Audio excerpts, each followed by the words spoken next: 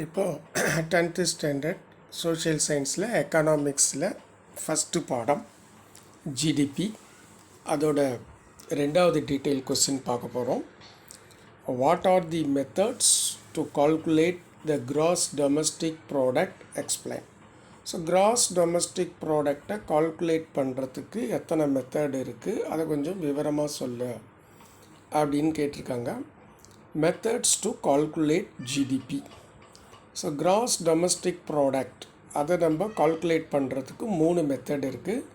First மெத்தடுக்கு பேர் expenditure method. What is meant by expenditure method? So GDP is measured. GDP ஒரு நாட்டினுடைய பொருளாதார உற்பத்தி, நாட்டின் மொத்த பொருளாதார உள்நாட்டு பொருளாதார உற்பத்தி, அது மெஷர்டு அளக்கப்படுது. எப்படின்னு கேட்டிங்கன்னா இந்த மெத்தடில் by adding the expenditure on all final goods and services produced in a country during a specific period. So final goods and services produce பண்ணுறதுக்கு அதுக்கு ஆகிற செலவுகளை எல்லாம் ஆட் பண்ணணும்னா கூட்டணும். ஸோ ஃபைனல் குட்ஸ் அண்ட் சர்வீஸை ப்ரொடியூஸ் பண்ணுறதுக்கு ஆகிற செலவுகளை ஆட் பண்ணி நம்ம ஜிடிபியை மெஷர் பண்ணலாம். ஸோ அது ஒரு சர்டன் பீரியட், டியூரிங் ஏ ஸ்பெசிஃபிக் பீரியட், ஒரு வருஷம் அல்லது 3 மாதம். ஸோ இது மாதிரி ஒரு குறிப்பிட்ட காலத்தில் ஒரு நாட்டினுடைய ஃபைனல் குட்ஸ் அண்ட் சர்வீஸை உற்பத்தி பண்ணக்கூடிய செலவுகளை கூட்டுவது. The different types of expenditures are shown in this equation. So பல்வேறு வகையான செலவுகள், உற்பத்தி ஆவதற்கான செலவுகள், அவைகளை நம்ம கூட்டுறோம். ஒய்ங்கிறது இந்த இடத்துல ஜிடிபியை குறிக்குது. C consumption, I investment, G government expenses, X export, M import. சரியா, இது எல்லாம் உங்களுக்கு தெரியணும். ஸோ இதுதான் எக்ஸ்பெண்டிச்சர் மெத்தடை யூஸ் பண்ணி நாம் ஜிடிபியை கால்குலேட் பண்ணுறோம். அடுத்தது இதில் நீங்கள் கீவேர்டு விட்டாச்சு. Adding the expenditure on all final goods and services, அதை கீவேர்டாக வச்சுக்கோங்க. அடுத்து income method. This method looks at GDP from perspective of the earnings. The earnings 2 தடவை வந்திருக்கு, ஒன்று அடிச்சிருங்க, கொஞ்சம் மிஸ்டேக் வந்துடுது இந்த டைப் பண்ணுறதுல. Perspective of earning of the men and women who are involved in producing goods and services. So இன்கம்மை add பண்ணி நாம் ஜிடிபியை கால்குலேட் பண்ணுறது. ஸோ இப்போது earnings of men and women, ஆண்கள் மற்றும் பெண்களுடைய வருமானம். ஸோ அவங்கெல்லாம் எதில் ஈடுபட்டிருக்காங்க? Producing goods and services. Men and women involved in producing goods and services. Goods சர்வீசஸை உற்பத்தி செய்கின்ற அந்த ஆண்கள் மற்றும் பெண்களுடைய வருமானத்திலே நாம் பார்ப்போமேயானால் நாம் ஜிடிபியை பெறலாம். இந்த மெத்தடு அவ்வாறு கணக்கிடுகிறது. This method looks at GDP from the perspective of the earnings of the men and women who are involved in producing the goods and services.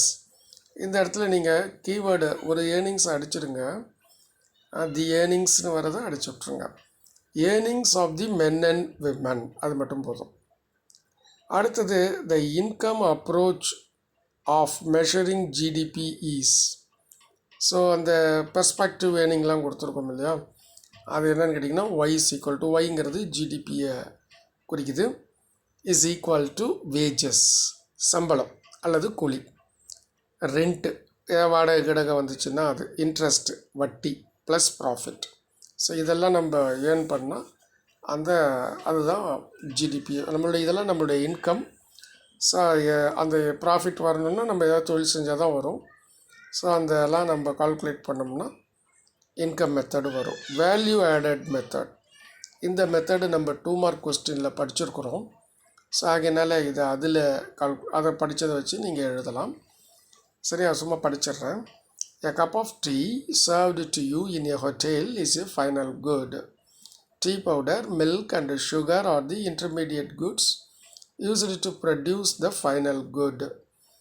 One way to measure the market value of the cup of tea is to add the value produced by each intermediate good used to produce it. The sum of the value added by all the intermediate goods used in the production gives the total value of final goods produced in the economy. So இது second question. இந்த second கொஸ்டினை நம்ம இப்போ பார்த்துட்டோம். இப்போது third question பார்க்கலாம். Write about the composition of GDP in India. So இந்த ஜிடிபியை வந்து எல்லாம் எந்தெந்த துறைகள்னு பிரிக்கிறோம். காம்போசிஷன் ஆஃப் ஜிடிபின்னா என்னென்ன துறைகள் எல்லாம் ஒன்று சேர்ந்தால் அந்த ஜிடிபி. ஸோ அந்த total value of goods and சர்வீசஸ்ன்னு சொல்கிறோம் இல்லையா, அதனுடைய காம்போசிஷன் என்ன, அதனுடைய இந்த ஜிடிபியில் என்னென்னலாம் இருக்குது அப்படின்னு பார்த்தா composition of GDP. Indian economy is broadly divided into 3 sectors. இந்திய பொருளாதாரம் 3 செக்டார்களை கொண்டது. அதுதான் அந்த 3 செக்டாரும் தான் இந்த total value of goods and services producer, அதான் GDP. So which contribute to GDP. So ஜிடிபியை வந்து ஜிடிபின்னு சொல்லி நம்ம ஒரு மெஷர் பண்ணுறோம் இல்லையா, குட்ஸ் அண்ட் சர்வீஸ், அது 3 செக்டாராக இந்தியாவில் பிரிச்சிருக்கோம். அவைகளுடைய பெயர்கள் agriculture and allied activity, industry and service. 3 sector. ஒரு sector agriculture and allied activity, விவசாயம் மற்றும் விவசாயம் சார்ந்த செயல்பாடுகள். இண்டஸ்ட்ரி 2வது. 3வது சர்வீசஸ், சேவைகள் அப்படின்னு சொல்கிறாங்க. ஸோ இப்போ நம்ம ப்ரைமரி செக்டார் பார்க்கலாம். ஸோ ப்ரைமரி செக்டார்னால் இதுக்கு அக்ரிகல்ச்சர் செக்டார்னு ஒரு பேர் உண்டு. ஸோ ப்ரைமரி செக்டார்னு சொல்லலாம், அக்ரிகல்ச்சர் செக்டார்னு சொல்லலாம். So it is also known as agriculture sector. Agriculture sector is known as primary sector. விவசாயத்துறையைத்தான் நாம் முதன்மை துறை என்று அறிகிறோம். ஸோ இந்த அக்ரிகல்ச்சர் செக்டாரில் என்ன நடக்குது அப்படின்னு பார்த்தீங்கன்னா, in which agricultural operations are undertaken. என்ன விட்டுட்டேன், கொஞ்சம் சேர்த்துக்கோங்க. அண்டர்டேக்னு வராது, பாஸ்ட் பார்ட்டிசிபிள் வரணும். அண்டர்டேக்கன் என் சேர்த்துக்காங்க, UNDERTAKEN. சரியா? So agricultural operations are undertaken, விவசாயம் சார்ந்த செயல்பாடுகள் மேற்கொள்ளப்படுகிறது. சரியா? இப்போ நம்ம agriculture based allied activities. So what are the agricultural based allied activities அப்படின்னு பார்த்தீங்கன்னா, ப்ரொடக்ஷன் ஆஃப் ரா மெட்டீரியல்ஸ்.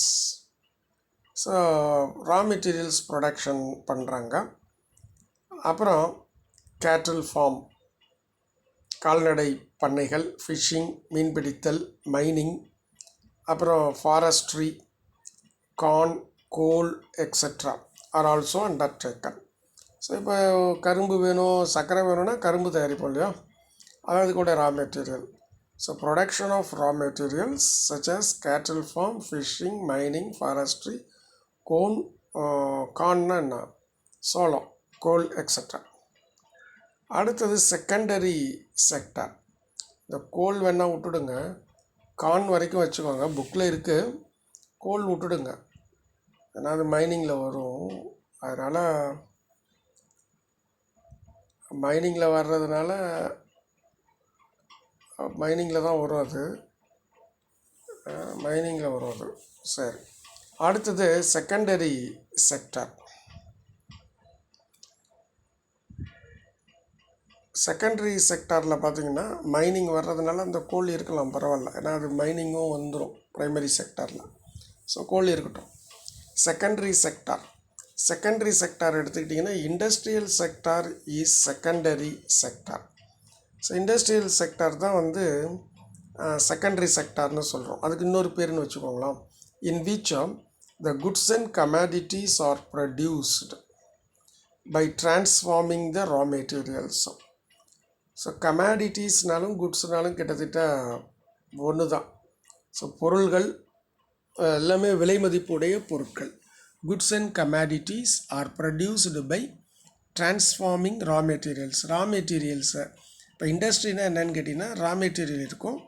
அந்த ரா மெட்டீரியல்ஸை நம்ம ஒரு ஃபைனல் குட்ஸாவோ இல்லை ஃபைனல் குட்ஸ்ன்னு கூட சொல்ல முடியாது, குட்ஸாவோ கமாடிட்டிஸாவோ ப்ரொடியூஸ் பண்ணுறது தான் இண்டஸ்ட்ரி. இண்டஸ்ட்ரியில் மேனுஃபேக்சரிங் நடக்கும்.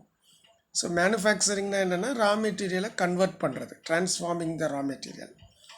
ஸோ ட்ரான்ஸ்ஃபார்மிங் த ரா மெட்டீரியல் தான் மேனுஃபேக்சரிங், அதுதான் இண்டஸ்ட்ரியில் நடக்கும். ஸோ குட்ஸ் அண்ட் கமாடிட்டிஸ் எல்லாம் ப்ரொடியூஸ் பண்ணுறோம். எப்படி ப்ரொடியூஸ் பண்ணுறோன்னா ரா மெட்டீரியலை ட்ரான்ஸ்ஃபார்ம் பண்ணுறோம். இப்போ உதாரணத்துக்கு கரும்பு வந்து எப்படி இருக்குன்னு உங்களுக்கு தெரியும். சுகர் பார்த்துருக்குறீங்க, ஜீனி, அது எப்படி இருக்குன்னு தெரியும். ஸோ இந்த கரும்பு தான் ரா மெட்டீரியல். அந்த ரா மெட்டீரியலை ட்ரான்ஸ்ஃபார்ம் பண்ணோம்னா ஜீனி.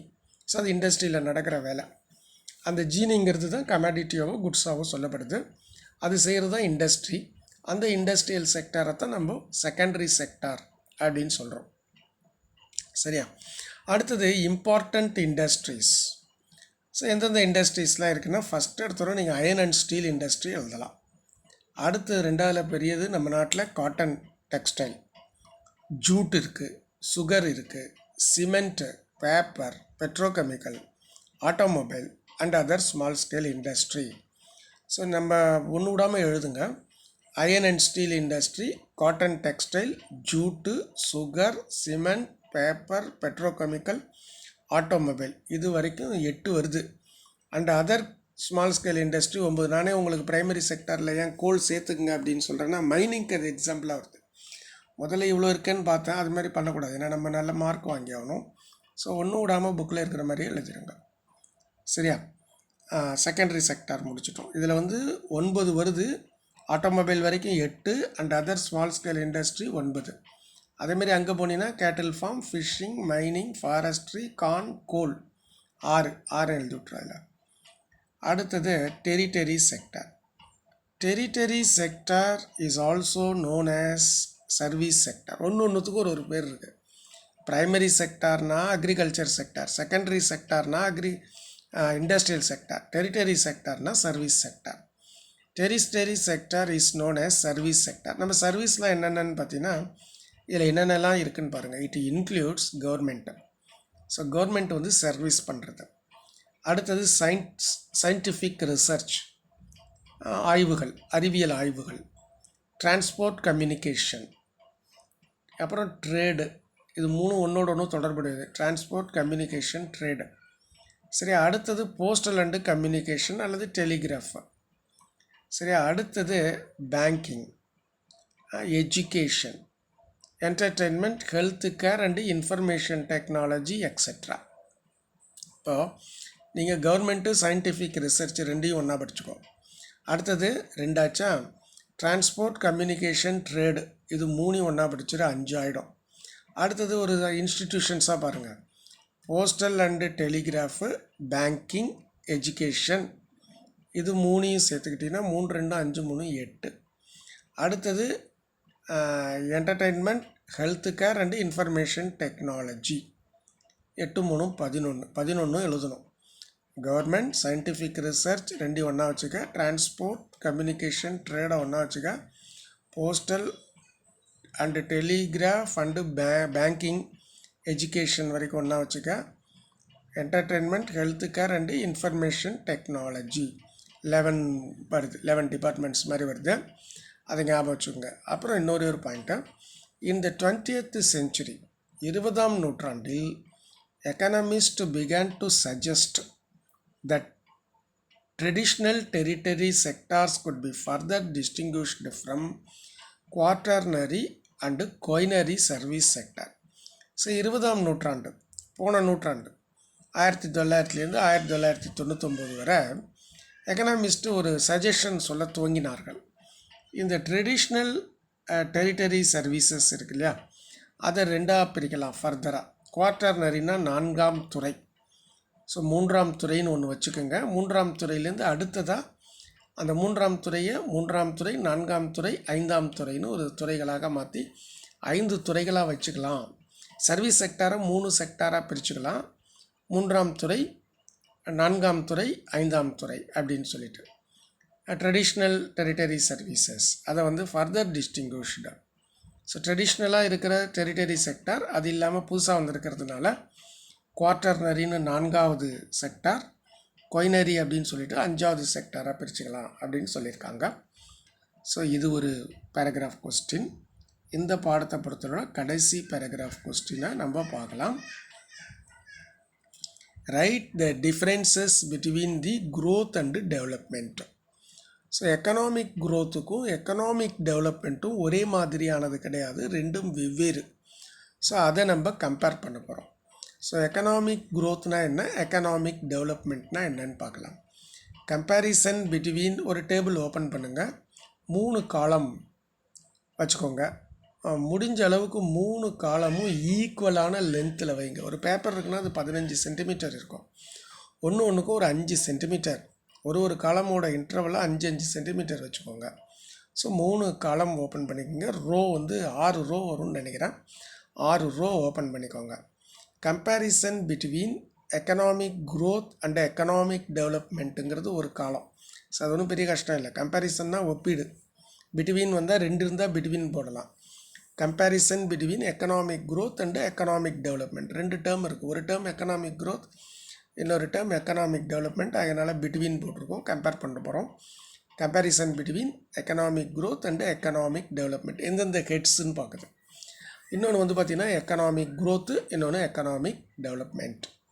ஸோ ஃபஸ்ட்டு இது என்னென்னா டெஃபினேஷன் அண்டு மீனிங். ஸோ இந்த விளக்கம், definition R meaning. So economic growth வந்து என்னென்னா, it is the positive quantitative change. இதை நீங்கள் கீவேர்டாக போட்டுக்கலாம். Quantitative change in the output of an economy. So க்ரோத்துனா மாற்றம் இருக்கும். போன வருஷம் 10 ரூபா சம்பாரித்தாங்க, ஒரு உதாரணத்துக்கு சொல்கிறேன். இந்த மாதம் 20 ரூபா சம்பாதிக்கணும், 12 ரூபா சம்பாதிக்கணும், அப்படி ஒரு கணக்கு இருக்கு. ஸோ இது வந்து பாசிட்டிவ் அப்படின்னு சொன்னால் வளர்ச்சி வந்து முன்னேற்றத்தை நோக்கி. ஏன் இந்த பாசிட்டிவ் கொடுத்தாங்க அப்படின்னு பார்த்தீங்கன்னா, நெகட்டிவ்னா பின்னாடி போயிடும், அதுக்கு நம்ம க்ரோத்துங்கிற வார்த்தையை பயன்படுத்த முடியாது. ஆகையினால பாசிட்டிவ் குவான்டிடேட்டிவ் தான். குவான்டிடேட்டிவ்னா அந்த அளவு. அதான் போன வாட்டி 10 ரூபா சம்பாரித்தோம், அடுத்த வருஷம் 20 ரூபா சம்பாரித்தோம். அப்போ அது positive quantitative change in the output of an economy. So ஒரு எக்கானமியுடைய ப்ரொடக்ஷன் அவுட்புட்னா நம்ம என்னென்னலாம் செஞ்சோமோ அதுலேருந்து வர்ற பெனிஃபிட். ஸோ அது வந்து குவான்டிடேட்டிவில் இருந்துச்சுன்னா அது எக்கனாமிக் க்ரோத். அது எப்போதுமே சொல்கிறது தான், இன் ஏ பர்டிகுலர் டைம் பீரியட். எப்போதுமே டைம் முக்கியம். ஸோ அதுதான், அவ்வளோதான். இப்போ படித்து பாருங்கள். It is the positive quantitative change in the output of an economy in a particular time period. இப்போ எக்கனாமிக் டெவலப்மெண்ட்டுக்கு வந்தீங்கன்னா, it considers the rise in output. So இதுவும் வந்து என்ன பண்ணியிருந்ததுன்னா, ஒரு எக்கானமியில் அந்த குவான்டிடேட்டிவ் சேஞ்சுன்னு போடலை, ரைஸ்னு போட்டான். ரைஸ்னால் என்ன பண்ணுறது, அதிகரிக்கிறது. ஒரு அவுட்புட், ஒரு பொருளாதாரத்தில் அவுட்புட் அதிகரிக்கிறது. அலாங் வித்னா அதனுடன். ஸோ ஒரு அவுட்புட் ரைஸ் மட்டும் இருக்கக்கூடாது ஒரு பொருளாதாரத்தில், அதனுடன் சேர்ந்து advancement of HDI index, human development இண்டெக்ஸ்னு பேர் அதுக்கு, HDI இண்டெக்ஸ். அதில் என்னென்னலாம் இருக்குதுன்னு கேட்டிங்கன்னா, which considers rise in living standard, advancement in technology and overall happiness index of the nation. So அதுக்கும் இதுக்கும் நல்ல வித்தியாசம் இருக்குது. ஸோ இதில் என்னென்னலாம் பார்த்துக்கோங்க. இதில் எதெல்லாம் இதில் நம்ம பார்க்கணும் அப்படின்னா கன்சிடர்ஸ். இதில் எதெல்லாம் நம்ம கன்சிடர் பண்ணக்கூடிய பாயிண்ட்ஸ் அப்படின்னு பார்த்தா, the rise in the output in an economy, அப்புறம் HDI இண்டெக்ஸில் என்னென்ன வருது, rise in living standards, advancement in technology, overall happiness index of a nation. முக்கியமான பாயிண்ட் அது 3 தான். ஸோ இதில் ஒரு 3, அதில் ஒரு 1, 4. மற்ற வார்த்தைகளெல்லாம் எப்படி பயன்படுத்தியிருக்கிறாங்கன்றதை மட்டும் பார்த்துக்க. ஸோ முக்கியமான வார்த்தை என்னென்னா, rice in output, rice in living standard, advancement in technology, overall happiness index. இது கீ பாயிண்ட்ஸ். இப்போ இட் கன்சிடர்ஸ், புரியுதா, கன்சிடர் பண்ணுற பாயிண்ட்டு. ஸோ இந்த ரைஸ் இன் அவுட்புட் வந்து எதில், இன் அன் எக்கானமி, ஒரு பொருளாதாரத்தில். ஸோ அதனுடன் சேர்த்து லிட்டரரியாக வரும், along with the advancement of HDI index, அதோட கூட நிறுத்தலாம். Along with the advancement of HDI index, அட்வான்ஸ்மெண்ட்னா முன்னேற்றம். HDI index, human development indicator index, அது வந்து அட்வான்ஸாக இருக்கணும். ஸோ அது எதையெல்லாம் கன்சிடர் பண்ணுது பாருங்கள். அது எதையெல்லாம் கன்சிடர் பண்ணுதுன்னா a rise in living standard, advancement in technology and overall happiness index of a nation. புரியுதா? இப்போது டெஃபினேஷன் மீனிங் முடிச்சிட்டோம். டெஃபினேஷன் ஆர் மீனிங் முடிச்சிட்டோம். ரெண்டாவது கம்பேரிசன் பார்த்திங்கன்னா கான்செப்ட். ஃபஸ்ட்டு வந்து கம்பேரிசன், ஹெட்டு வந்து டிஃபைன் ஆர் மீனிங், ரெண்டாவது கான்செப்ட். ஸோ இது ஒரு நேரோ எக்கனாமிக் க்ரோத்துங்கிறது ஹெட்டிங்லேயே இருக்குது, புக்கில் கொடுத்துருக்கிறதுனால நம்ம எழுதியிருக்கிறோம். Economic growth is the narrower concept. இது வந்து ஒரு கான்செப்ட் வந்து ஒரு குறுகலான கான்செப்ட். ஏன்னா இது ஒன்லி குவான்டிடேட்டிவில் மட்டும் கான்சென்ட்ரேட் பண்ணுது. அது not only in the quantitative but also in the living standard, advancement of technology and overall happiness index அவ்வளோவும் வருது அதில். ஆனால் இதில் ஒரே ஒரு பாயிண்ட் தான் குவான்டிடேட்டிவ் சேஞ்ச். அதனால் இது என்ன பண்ணணும், நேரோயர் கான்செப்ட். ஸோ நேரோயர் தான் keyword. Economic growth is the narrower concept. இது ஆட்டோமேட்டிக்காக அதுக்கு ஆப்போசிட் ஆன்டனிம்ஸ் யூஸ் பண்ண. Economic development is the broader concept. ஈஸியான ஒரு பாயிண்ட் இது, கான்செப்டுங்கிற ஹெட்டிங். அடுத்து nature of approach. So nature வந்து சொல்லிடுச்சு, இதனுடைய அணுகும் தன்மை. நேச்சர்னால் தன்மை, இயல்பு. ஸோ இதனுடைய இயல்பு என்னென்னா குவான்டிடேட்டிவ் இன் நேச்சர். ஸோ இது வந்து மெஷர்மெண்ட் வந்து இன் டேர்ம்ஸ் ஆஃப் குவான்டிடேட்டிவ். இங்கே வந்து குவாலிட்டி இருக்கணும். Qualitative in nature. What is குவாலிட்டேட்டிவ்னு பார்க்கலாம். குவாலிட்டேட்டிவ் இன் நேச்சர், இது குவான்டிடேட்டிவ் இன் நேச்சர். ஸோ இது வந்து எண்ணிக்கையில் இருக்கும், அது தரத்தில் இருக்கும். ஸ்கோப் என்னன்னு கேட்டிங்கன்னா, இது என்னென்ன பேராமீட்டர்ஸ் அப்படின்னு பார்த்தீங்கன்னா ரைஸ் ஆகணும். பேராமீட்டர்ஸ் ரைஸ் ஆகிறது GEP, GNP, FDI, FII etcetera. ஆனால் இங்கே வந்தீங்கன்னா rice in life expectancy rate. Life expectancy rate தான் குவாலிட்டேட்டிவில் சொல்லலாம். ஸோ இப்போ லைஃப் எக்ஸ்பெக்டன்சி ரேட் அப்படின்னு சொன்னால் என்னன்னு கேட்டிங்கன்னா, ஒரு மனிதன் எத்தனை காலம் சராசரியாக வாழ்வார்கள். இப்போது வந்து ஒரு உதாரணத்துக்கு 72 வயசு வரைக்கும் வாழ்வாங்கன்னா இந்தியாவில் உள்ள எல்லோரும் வாழ்வாங்கன்னு அர்த்தம் இல்லை. ஒரு ஆவரேஜ் கணக்கு போடுவாங்க. இந்தியாவில் வாழும் மக்களின் வாழ்நாள் சராசரி. ஸோ வாழ்நாள் சராசரி எவ்வளோ நாளைக்கு வாழ்வார்கள் சராசரியாக அப்படின்னு பார்க்கறது தான் லைஃப் எக்ஸ்பெக்டன்சி ரேட். இன்ஃபேண்ட், குழந்தைகளை பற்றி. இம்ப்ரூவ்மெண்ட் இன் லிட்டரசி ரேட். ஸோ கல்வி கற்கும் அந்த ரேட். ஒரு 1000 பேர் இருந்தால் 900 பேர் கல்வி கற்கிறான்னா குவாலிட்டிவ் இன் நேச்சர். ஸோ அந்த மாதிரி இம்ப்ரூவ்மெண்ட் இன் லிட்டரசி ரேட்டு ரெடியூஸ் பண்ணியிருக்கணும். இன்ஃபேண்ட் மார்ட்டாலிட்டி ரேட்டு, சிசு வந்து இறந்து போகுது இல்லையா குழந்தையாக இருக்கும்போது, அது குறையணும். அதில் ரைஸ் வரக்கூடாது. அதுமாரி பாவர்ட்டி ரேட் வந்து குறையணும். பாவர்ட்டி ரேட்டும் குறையணும். அதுக்கான வார்த்தை இருக்கான்னு பார்த்துட்டு அதை நான் சொல்கிறேன். இன்ஃபேண்ட் மார்ட்டாலிட்டி ரேட், இம்ப்ரூவ்மெண்ட் இன் லிட்டரசி ரேட்டு. கமா போட்டதுனால அதுக்கு பிரச்சனை இல்லை. ஆமாம், கமா போட்டிருக்கிறதுனால பிரச்சனை கிடையாது. இன்ஃபேண்ட் வேணால் டிக்ளைன்னு போட்டுக்கலாம். டிக்ளைன் போட்டுக்கோங்க, இல்லாட்டையும் கூட பரவாயில்ல. Decline infant mortality rate and poverty rate etcetera. அது ஸ்கோப், நோக்கம். அடுத்தது என்னன்னு பார்த்தீங்கன்னா டேர்ம் ஆர் டென்யூர். ஸோ இது ஷார்ட் டைம், அதோடைய தன்மை வந்து ஷார்ட் டைம். ஏன்னா வந்து உங்களுக்கு 1 இயரில் எவ்வளோ சேஞ்ச் ஆகுது அப்படின்னு பார்ப்போம். 10 ரூபா போன வருஷம் சம்பாரித்தோம், இந்த வருஷம் 20 ரூபா சம்பாரித்தோம். 1 இயரில் அந்த ரைஸ் பார்ப்போம். இது லாங் டைம் இன் நேச்சர். ஏன்னா இதில் பாருங்கள், life expectancy rate, infant, improvement in literacy rate, reduction போட்டுக்க, அல்லது declining infant mortality rate, poverty rate. So இதெல்லாம் டைம் டேக்கன் ப்ராசஸ். அதனால் long term in nature. Applicable என்னன்னு பார்த்தீங்கன்னா டெவலப்டு நேஷன், இது டெவலப்பிங் எக்கானமிக்ஸ். ஸோ வித்தியாசம் இருக்கு. இது 4th கொஸ்டின். ஸோ இந்த கொஸ்டின் எல்லாம் டீட்டெயில்டு கொஸ்டின். ஃபஸ்ட் லெசனில் ஷார்ட் கொஸ்டின்ஸ்க்காக ஒரு வீடியோ போட்டிருக்கு. ஒரு பேராகிராஃப் கொஸ்டினுக்கு ஒரு தனி வீடியோ, இந்த பேராகிராஃப் கொஸ்டின் 3க்கும் ஒரு தனி வீடியோ போட்டிருக்கிறேன். ஸோ இது யூஸ்ஃபுல்லாக இருக்கும் உங்களுக்கு. நிச்சயமாக நீங்கள் வந்து ஒரு ஃபஸ்ட் டைம் படிக்கும்போது வேணால் ஒரு 1.5 hour ஆகலாம். அடுத்து செகண்ட் டைம் படிக்கும்போது it takes 15 to 20 minutes enough. ஒரு 2 வாட்டி எழுதி பாருங்கள். உங்களால் முடிஞ்ச அளவுக்கு 2 வாட்டிங்கிறது நான் மினிமமாக சொல்கிறேன். எழுத உங்களுக்கு நல்ல இம்ப்ரூவ்மெண்ட் கிடைக்கும். Thank you students. இந்த வீடியோஸ் பிடிச்சிருந்தா சப்ஸ்கிரைப் பண்ணி ஷேர் பண்ணி